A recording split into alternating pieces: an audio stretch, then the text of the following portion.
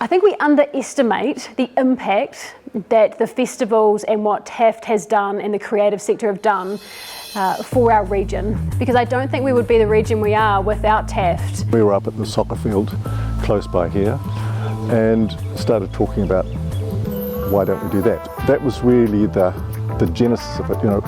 Okay, can we make this happen in Taranaki? Okay, what are we going to do? What might we do that's different? It was a leap of faith. I won't say blind faith, but just about. It wasn't the slick professional outfit that it is today.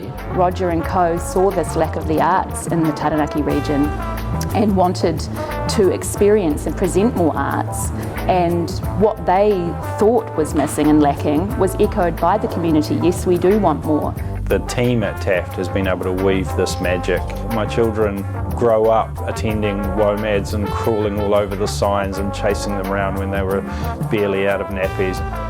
For me, Womad's a unique festival. It doesn't bring the superstar who's made hundreds of millions of dollars out of music. It brings authentic performers from many different cultures right around the globe. The relationships that TAFT have are so important that has enabled us to become ingrained in Taranaki culture. That's it. It's actually now become part of our DNA.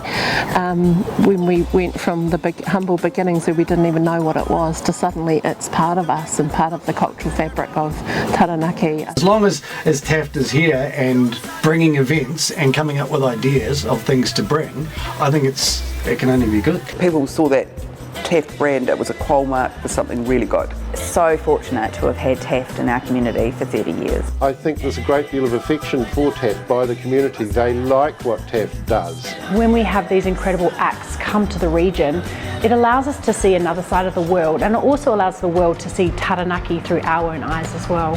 Year round, you can experience the creative arts, across gardens, across music, across performing arts. I mean, it means that we actually have it all.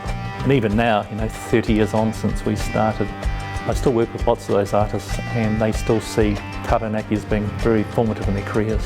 Why has TAFT survived for so long and so well? The brute force of Suzanne and the initial vision of Roger King to get this, to get these things started. I think it's just hats off to the organisation that keeps on evolving. They create a vibe, they give people the opportunity to gain artistic and cultural capital. Going, oh my God, he's a rock legend, I'm picking him up in my little Toyota Amina.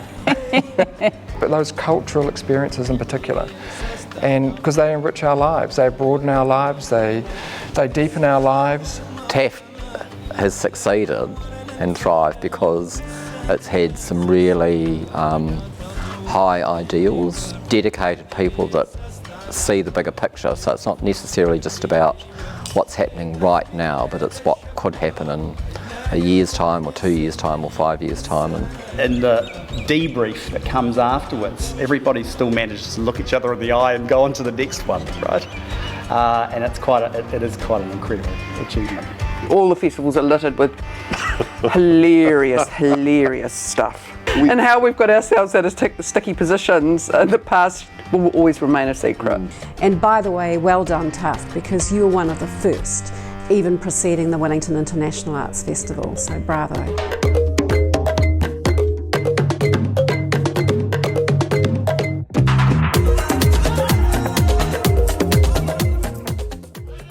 I was brought up into a family where the art and arts were, I guess, an intrinsic part of life. We always seemed to have musicians staying when the symphony orchestra toured and things like that, and my parents were involved in a whole lot of things like that. And when we were all kind of either adult teenagers or adults as kids, my parents started going to festivals in Adelaide and then into Edinburgh and to various other things like that. So we were kind of, I guess, brought up with the fact that festivals happened and they were pretty exciting.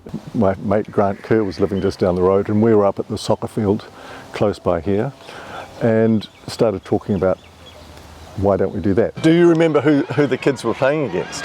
They were playing Bell Block and it was going to be a hard game but fair, we hoped.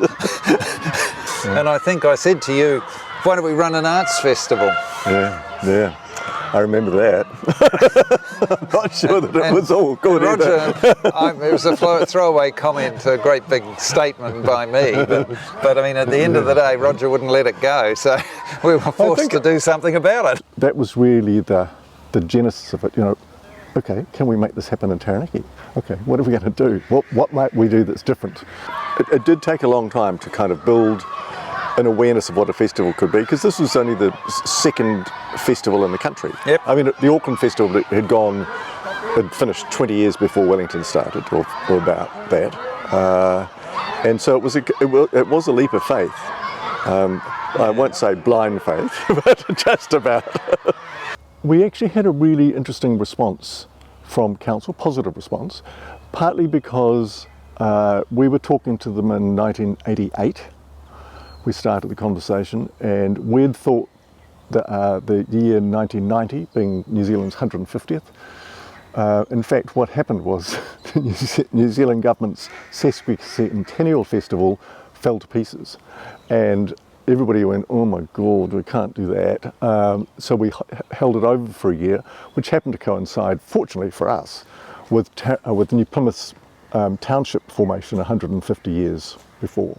So 1841, 1991. It would have been 1990 or 1991 that I joined. I was on the council at the time, and I think they thought to be successful they needed the council involved. So I was the conduit and the council appointment to TAFT, and was the council appointment right up until I retired from the council. Festivals were quite new at that time, and they had been running in Wellington, but were never financially successful. So our main aim, right from the very beginning, was to ensure that TAFT was financially successful, i.e.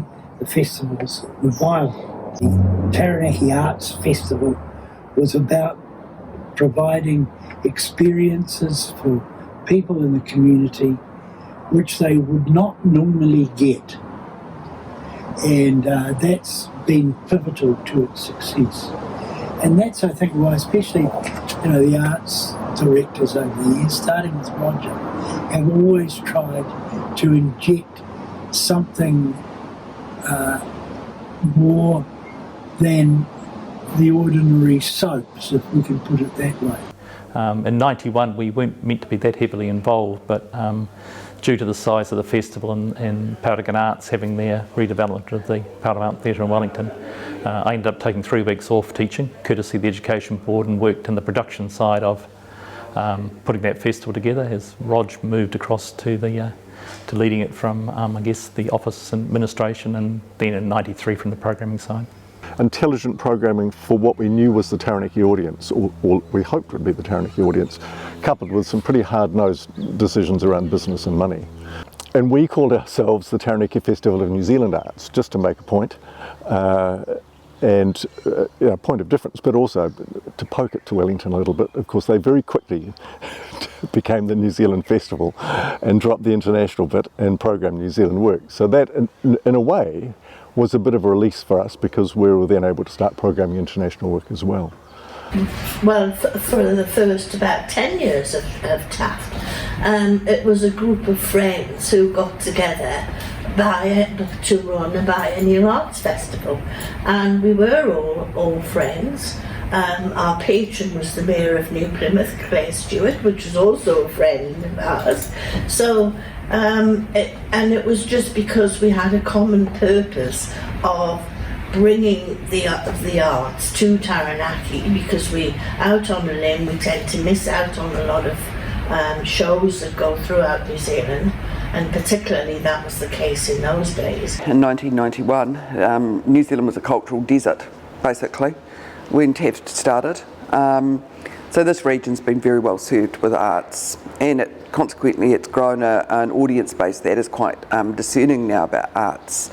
The landscape's very different out there now. People travel a lot to see things. We know people come here for our arts experiences. So it brings a vibrancy to the city. It gives people something to look forward to. It's serendipitous. It's not here full time. That's the great thing about festivals. This is why I love working on them. If it was the same old all day long, I wouldn't have lasted 16 years. 93 was super exciting. I'd left teaching. Rog had gone to the festival full time as well. And we sort of worked together as a wee team along with Sharon Crockett and a couple of others to create that festival from Taranaki. It was highly recognised in the industry nationwide. And even now, 30 years on since we started, I still work with lots of those artists and they still see Taranaki as being very formative in their careers. It's a good question to know why TAFT has survived so well in the last 30 years. I think it comes back to the commitment of a number of different people. I think it's the founders remained and still remain as committed today as they were at the beginning. TAFT has done so well because of the quality of the festivals they deliver. Their work throughout the years has played a massive part in making Taranaki the thriving, vibrant region it is, and that's why everyone is really proud to get behind them, TSB included. I think TAFT has been able to sustain and thrive for many reasons, but I think there's one critical reason, and that's the people. Because it's taken brave, bold leadership to grow up from where it started to where it is now. And that means people who have had to have a vision and hold on to that, and through thick and thin know where they want to head and grow something. So I think it has thrived in this region because we have had exceptional people at the helm of growing TAFT and our creative arts sector in Taranaki. It was mad, actually. I was asked to join the board by one of the founders, which was Grant Kerr. And I arrived and I sat quietly for 3 months while I tried to work out how this thing worked. It was just so interesting. People were so enthusiastic and they were risk takers, but there was no sense of order. It was a complete fly by the pants exercise, and so I have a background that's a little bit more ops and administrative, so it immediately appealed to me to try and bring a sense of order and help Elaine Gill, our chair, bring a sense of order, and I think that's where it all started for me. We both came on a time when TAFT was in a massive growth phase, and sort of we had the big vision, and then the ops and logistics was coming up behind it, getting there slowly. I guess the first few years was it was very under-resourced.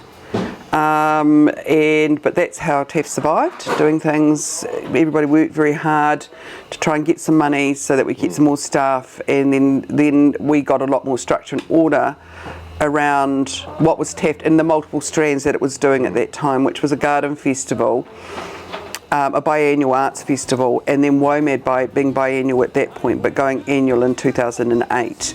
It's an organisation that strives for the best. It strives to unite a community. It strives to bring incredible experiences to our region, and that was something that I deeply wanted to be a part of for the future.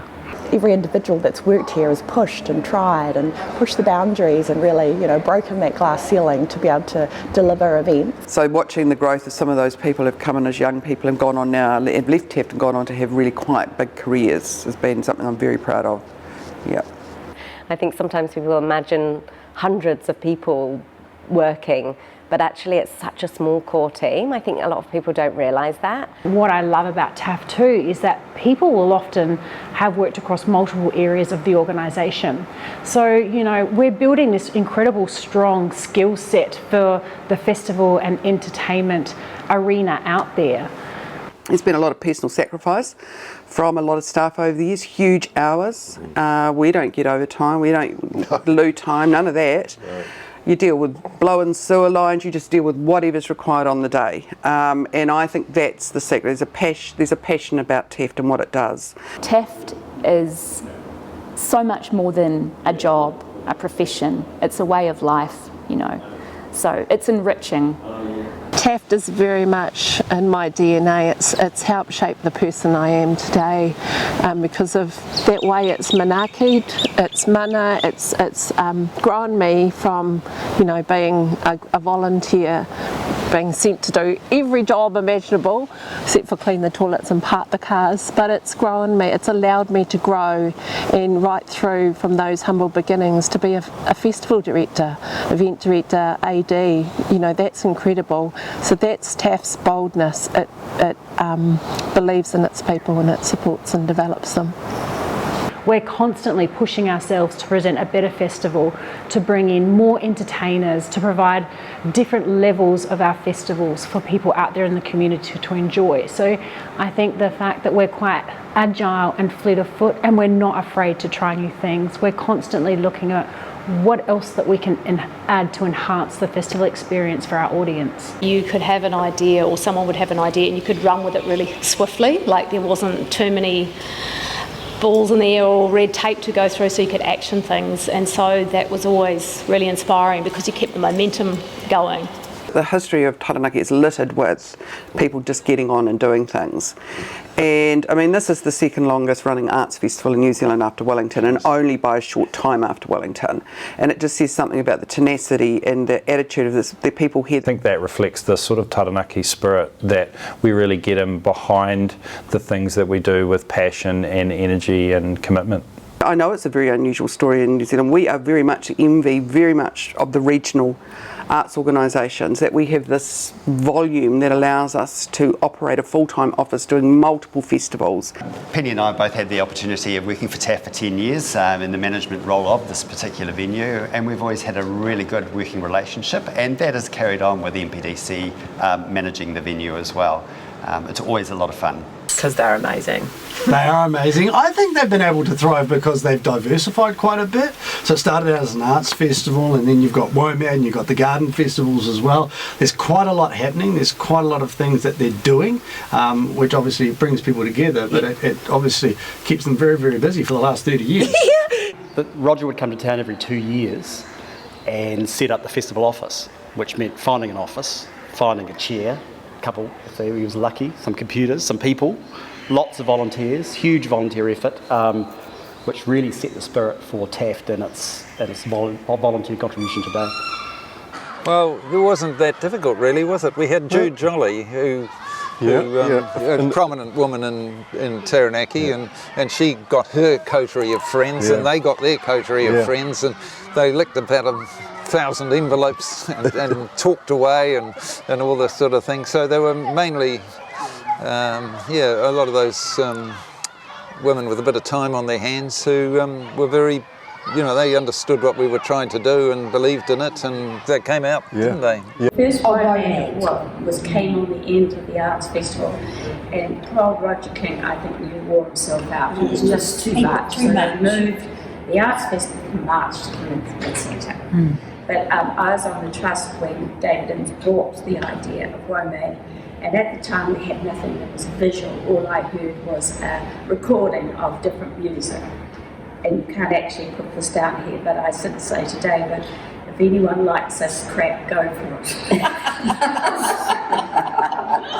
But I think we lost that a lot when we moved from March. March I thought was a good time to have the festival. And then they went to the end of the year, and then the last 2 years they've been splitting it. And I think it's the high standard of what is delivered is so important, really. And they're all different, but you can enjoy every one of them. It's a multifaceted appreciation. One of the things that will make Taranaki special is if you look after the artists, if you really make sure that they're on a pedestal, provide the best performance platform you can and the best away from the theatre experience you can. 2005, maybe 2007, when Peter Gabriel came and said we would like to make this an annual event. And at that point, I mean, we were just starting to build up an interest in the festival. People love where it's located. I think it's a very beautiful and relaxed environment. It's been really well supported as well as anywhere by government, and that makes it a lot easier too. And I think just the nature of the Kiwis and the Kiwi environment make it a very natural home for Womad. I think that reflects the sort of Taranaki spirit, that we really get in behind the things that we do with passion and energy and commitment. These festivals bring artists to regional communities that traditionally people haven't had access to. Those experiences for people that may not be able to travel to the main centres. So it really brings that kind of vibrancy and broadens the horizons of the people that live in regional communities. I feel very strongly that Taranaki has now really made a place as a significant province in New Zealand. It is a real accolade that TAFT has made 30 years. I think its secret is it stayed very connected to its communities. It has an enviable partnership base. TAFT's really good at working with other partners.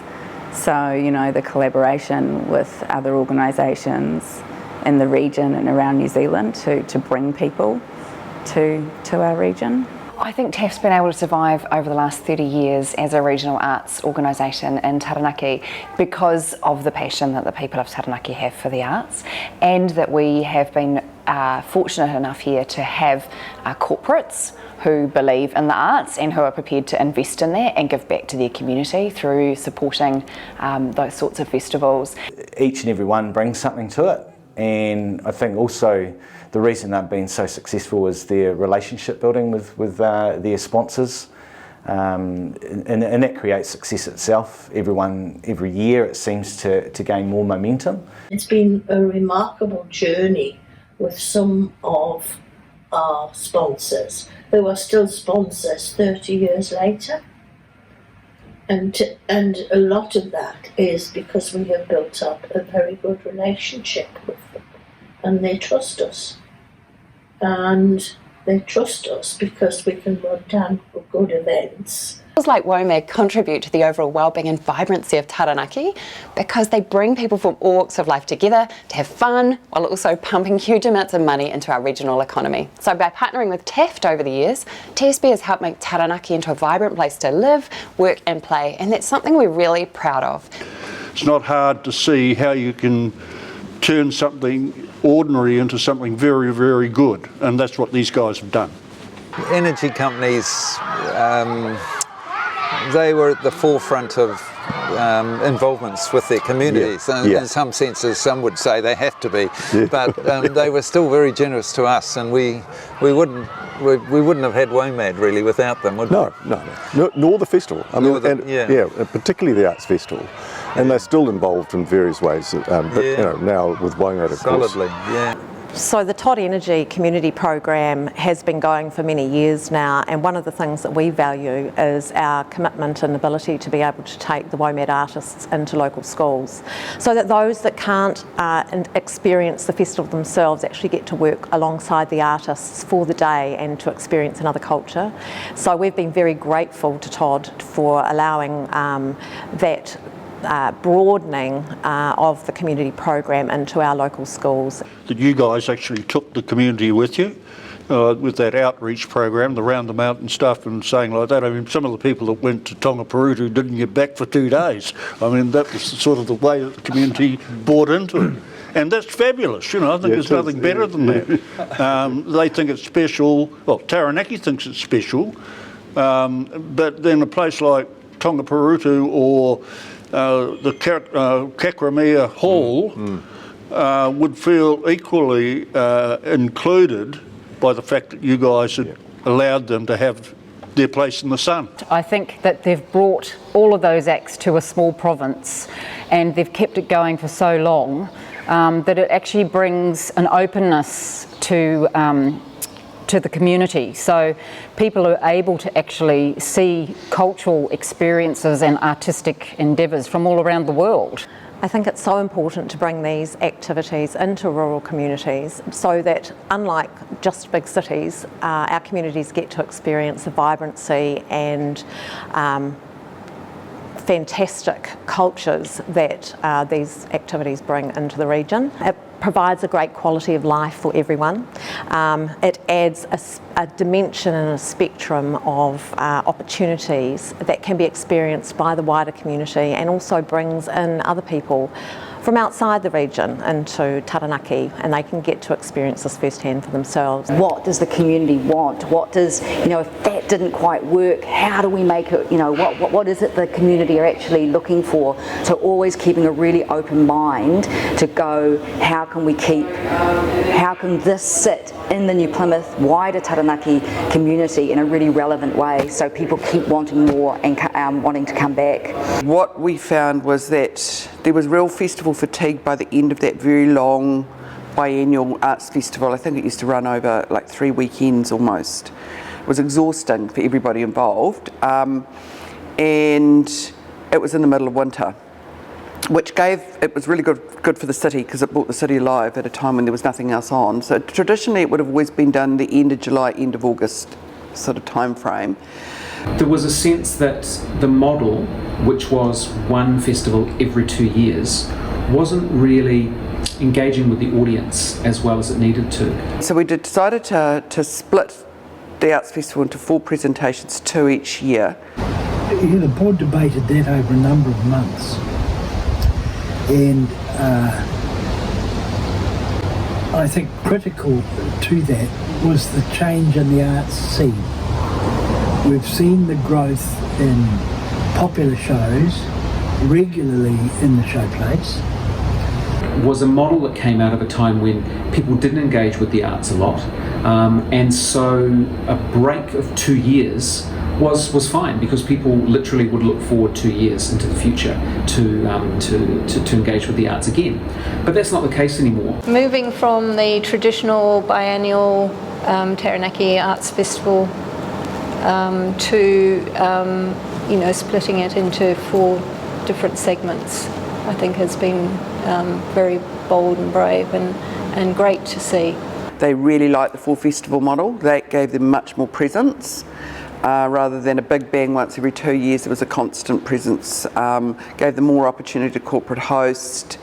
And not everybody was always available in that middle of the year time frame. That's a significant change of direction for us, and it's been brought about by thinking about festivals and looking at how they tick, and making changes that are strategic and important to keep the festival fresh and energetic and well supported. I was absolutely hilarious. The guy beside me, I thought he was going to need a doctor. He was laughing that hard as well. So great show. It was awesome. Funny. I loved it. It brought back good old memories. It was hilarious. Oh, it was so good. Yeah, so good. Neither of us knew who they were before we came here, but we loved it all the same. It was lovely. Really enjoyed it. Yeah, very cool. They were fantastic. I thought they were really authentic, actually. Yeah, from the original. Yeah, it was really good. Good laugh. Yeah. Brilliant. Sad, really, because what it does, it shows you the life that they had, but it brings it back. It's amazing. Absolutely amazing. It's not to be missed.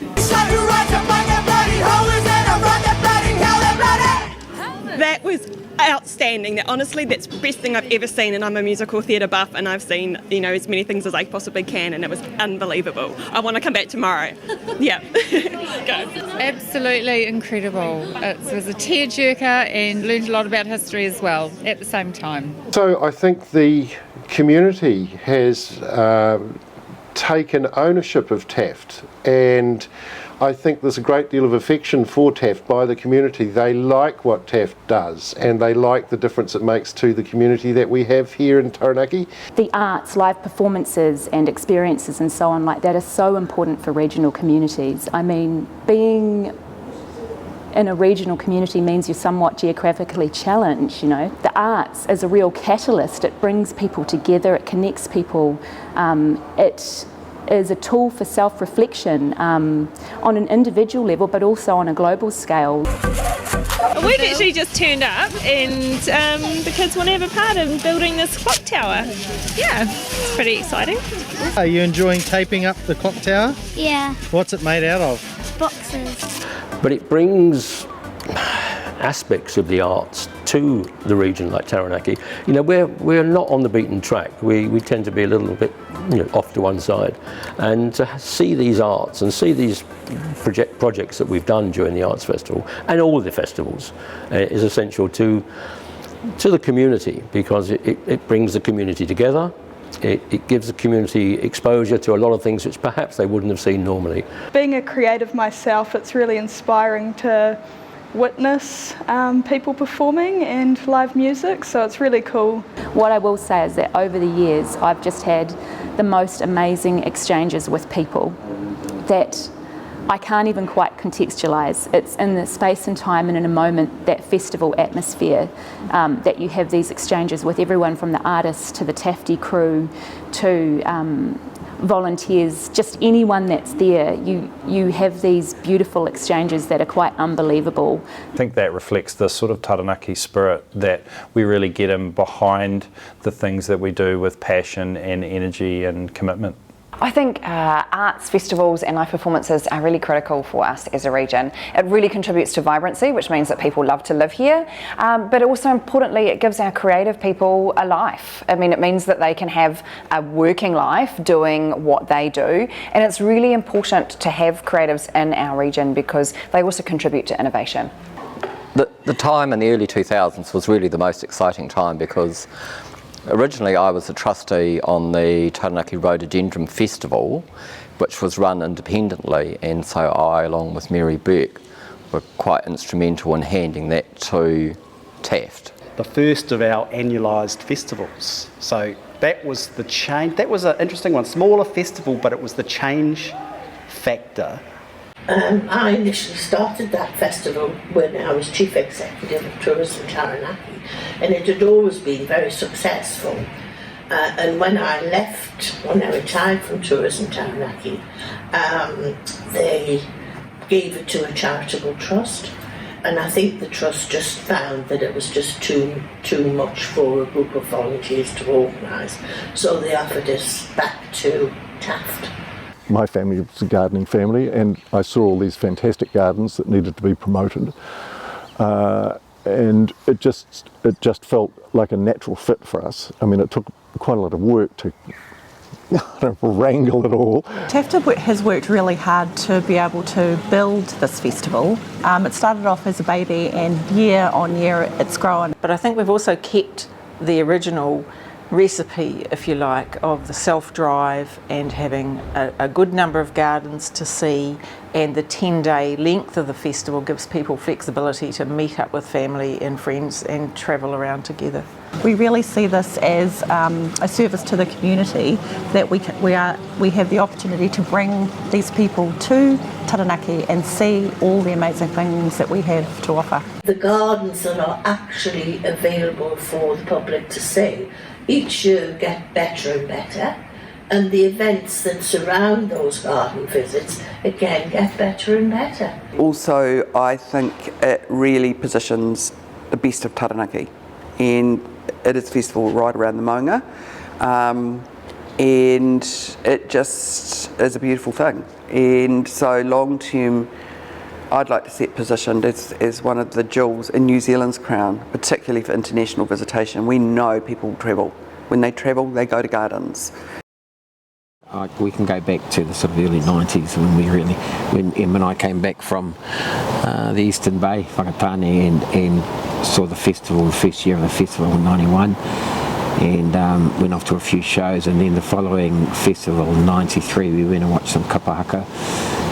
But it was really 95 we went to watch one of our top kapahaka groups, Rangi Wewe, who the group was, who were the national champs at the time, and we really enjoyed the show. It was at Pukeariki, right there in front of the Pukeariki Museum, and we went and visited Dave Vins and Roger King,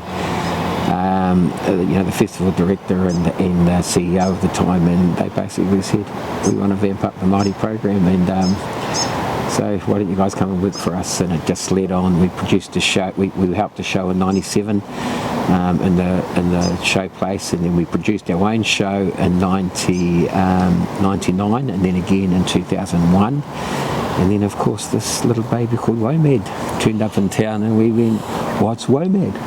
the countdown's on to Taranaki's Womad Festival next month, where the best of world music comes to one of the world's most beautiful outdoor theatres, Brooklands Park. Ingrid Leary has a sneak preview of what's on offer. Womad first came to New Zealand in 1997 in Auckland and ran in 1999 as well. It first ran here in 2003, and by today's paper we've got it for as long as we can make it successful. Everybody in the crowd, people! Taranaki is a pretty special region. We've got some of the best surf breaks in the world, we've got our iconic mountain, we've got some of the best gardens. It's a place where people relax, they enjoy life. New Plymouth's got a successful formula. It's got one of the most spectacular outdoor venues in the world in this incredibly beautiful park. The whole region gets in behind it. It gives us an opportunity to show the rest of the world what we're about. Scale of the event's probably one of the largest outdoor events, if not the largest outdoor event in this country. It makes the best use of the Bowl of Brooklands, which is the actual permanent venue on site, and the park. Without doubt, Womad has changed the face of Taranaki and New Plymouth, and it's changed people's perception of our region. So many key elements that I think that make Womad the success that it is. But I think the biggest one is its diversity. You've got the program within the program where you've got Taste the World, World of Words, the Te Pai Pai, the Kids Zone, even the community program that happens just before we kick off with the festival and then often becomes part of the festival itself through performance and brings our young, our youth into the festival for a festival experience. Womad has been part of our DNA for so long. Well, that's it. It's actually now become part of our DNA. When we went from the big humble beginnings where we didn't even know what it was to suddenly it's part of us and part of the cultural fabric of Taranaki. I think like our kids who've grown up with Womad will see the world totally differently because they've been exposed to different cultures, different music, different food, different everything. Actually walking into the first Womad and to go there and see this place turned into a world festival with flags and colour. It was magical, and I just remember standing there and thinking, I don't feel like I'm actually in New Plymouth or Taranaki. I think I'm somewhere else in the world. There are really very few festivals of this size and quality, which goes to show how hard it must be to pull off a successful event like this in New Plymouth. One of the ones that stick in my mind is Richie Havens, who was the first act of Woodstock back with Jimi Hendrix. But he was the nicest guy, wasn't he? We gave him a lift. It was extraordinary to be driving him and having Richie Havens in the car with you, going, oh my God, he's a rock legend. I'm picking him up in my little Toyota Amina. When Neil Finn came, he came at really short notice to fill in, and I can't remember who the act was that bailed at Womad, and he was an amazing gentleman. Like Roger was able to organise him at a minimal fee. He did like a full set with just him and an accompaniment, and it was a reasonable fee, and he didn't demand anything. He just wanted a bottle of wine when he finished. And well, it's a bit like Sinead O'Connor when she replaced Bobby Womack, didn't she? No, she didn't, did she? She came in at the last minute because of nothing compares to you and the duck that quacked, and she was so stoned and she lost it. Stopped yeah. singing in the middle of the performance and said she'd never sing it again. Yeah. The wrap party at the end. It was held up at the vicarage, the old vicarage beside St Mary's, and I think it was the best party of the year. A lot of dancers there, so they were just going off. They were going off. We had a band set up in the corner. Michelangelo got back up. Everyone got back up and did numbers. It was actually quite outrageous. Yeah, it was outrageous. It was an outrageous party. It was fantastic fun. Yeah. And you were banging that aluminium pot with the heel of some high-heeled shoe. We don't want to go. We don't cut that out, please. It was kind of in rhythm. Kind of wasn't. Don't add that. Okay, that was actually quite embarrassing when I thought about it the next day. But well, I reminded you the next day. Actually, there were others doing that too, but they sort of left me. No one quite like you. No. We moved the festival for the first time from an autumn-based event to a midwinter event, which is the Arts Festival. And because the theme of the festival was fire and ice, because we had flames outside the TSB showplace, and across the road in the car park we built an ice rink. They were trying to find someone to help do this, and they asked Doug Bird, and he says, I don't know how to do an ice rink. And they said, well, at least you've seen one. The site wasn't level, which was the first challenge. And we brought an ice rink kit, for want of a better word, up from Wellington, but it hadn't been used for many, many years.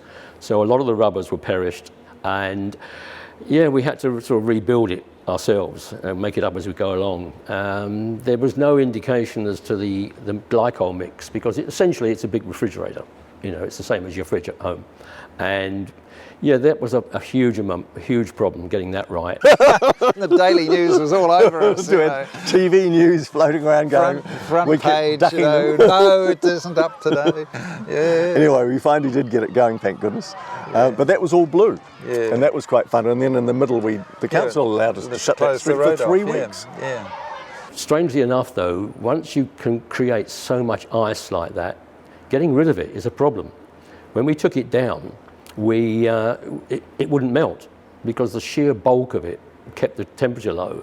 And I had to we had a crane with a Caterpillar tracks. I had to get the guy to drive backwards and forwards over the pile of ice to create heat so the ice would go. Otherwise it would still be there now, I think. It was just impossible. Having the Spiegel tent was just so cool, because it created a new atmosphere. It took you back 100 years as if you had been transported.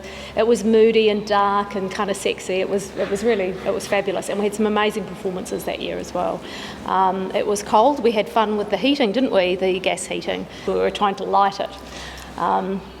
There wasn't much health and safety back in those days, and it kind of gave us a and he was behind me and grabbed me by my chest and pulled me back and saved my life, I'm sure. But I did have quite singed eyebrows that night. And I'm going, oh, that was close shave. So yeah, but hey. But we went upstairs and served lots of wine, and we were fine. Yeah. And that's what you did at TAFT. You just carry on. You just, jump in, do it, and carry on.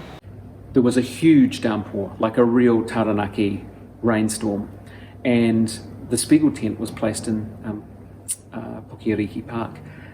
When we lost one of our portacoms down the river, when the water was just so excessive that the river came up over the area, we had that. So if you think about the level of the Huatoki River and then the bridge that is running across that, the portacom really did get smashed to smithereens because of the sheer amount of water. I just have this vision of one of our cabaret artists, stepping outside the portacom that they were getting changed in and walking, straight into the ocean. I must admit, I've never dialed 111 and asked for the Coast Guard before, because I didn't know how far this floating debris would go out to sea. So. Couple of hours before opening, waiting for the PM to arrive, and suddenly it's like, she's not coming. You've heard about what's happening in Christchurch, and we hadn't, because we'd been in our own little bubble to be told of the unfortunate incidents in Christchurch, and having to pull everyone together to say, this is the situation, what are we doing, let's make a decision. We've got a full campsite, we've got people lining up waiting to come in. We're at the precipice of, we cancel, we go ahead, and you win. We decided to go ahead that year, but you lose some people who think you've made the wrong decisions. The extremists and the haters win when they make us fear and they make us feel terror and they stop us doing what we enjoy. So this weekend, in this great place in New Plymouth and Taranaki in New Zealand, let's not concede to the haters. Let us celebrate what Womad stands for diversity, for tolerance, and for love.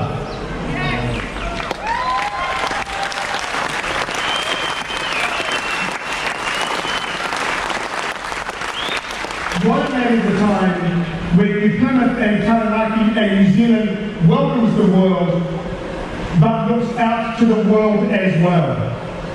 The world is looking on at New Zealand right now, and let us show the world in New Zealand that loves and celebrates who we are and the great people that we are, diverse, different, multitudinous, multi-ethnic, because that is the spirit of New Zealand and Womad.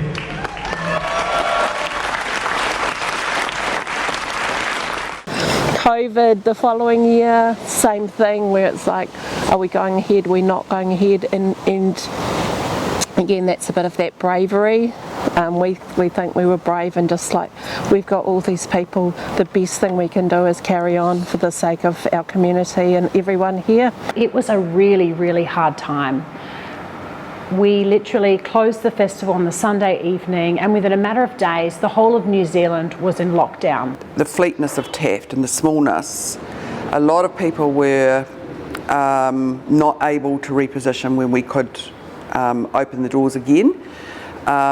What I found with the team was they really came back together very quickly and wanted to get back in this office. For me personally, I didn't like lockdown. I know a lot of people did. I hated it. It was a very worrying time, not knowing where this was going and knowing that the arts is sort of the icing on the cake.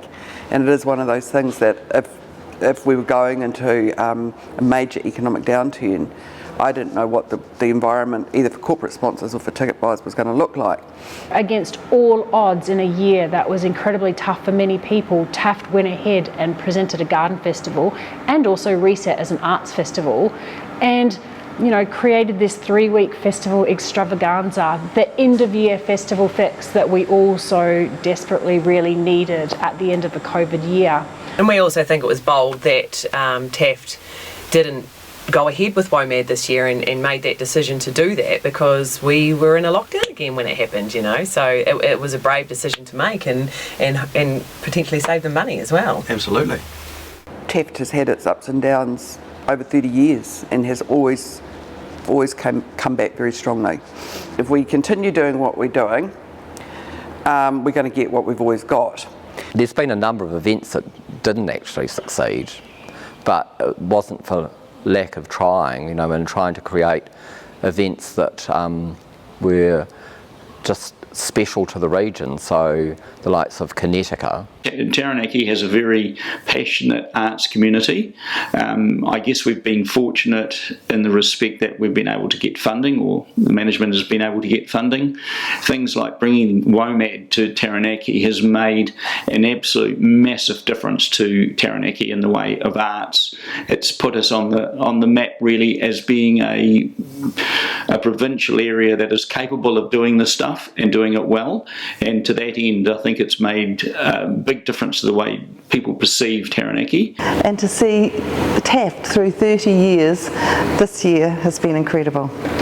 And I can't see any reason why TAFT isn't operating in 30 years, in 60 years, in 100 years, because the ethos is there now to run successful events, and not only do that, but bring the community along with them. I think the one word it's kind of 2 words, but they're hyphenated, would be fast-paced. Excitement. Sharp. Memories. Unreal. Very fleet of foot. Vibrant. Right. Okay. Me? Who's going first? You go. Dynamic. Amazing. Success. Mana. It has its own mana. I think mine is manaakitanga, caring for the community and caring for everyone. Visionary. Fabulous. Innovative. Resilient. Energy. Inspiring. Taonga. Fabulous. Vivacious. Vibrancy. An enricher of the community. Oh, I've just got to have one word. Okay. Innovative and ballsy. Exciting. Surprising. Courage. Celebration. Bloody stunning. One of the best things I've done in my life. Essential.